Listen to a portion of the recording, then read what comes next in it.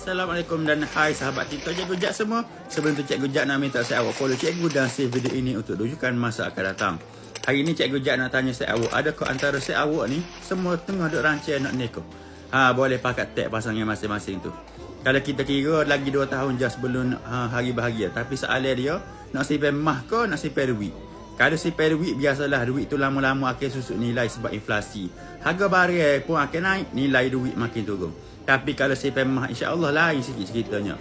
Emas ni walaupun harga dia turun naik, tapi purata setiap tahun memang naik. Mengikut rekod purata, kenaikan harga emas dalam setahun lebih kurang 10% hingga 15%. Contoh kalau awak simpan 10,000 duit dalam 2 tahun, mungkin nilai sebenar dia makin berkurang. Tapi kalau awak tukar duit itu jadi emas, emas boleh jadi pelindung nilai, malah boleh naik lagi harga dia.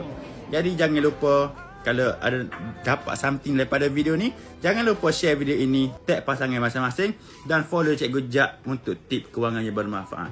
Jumpa lagi di video seterusnya. Bye bye. Assalamualaikum.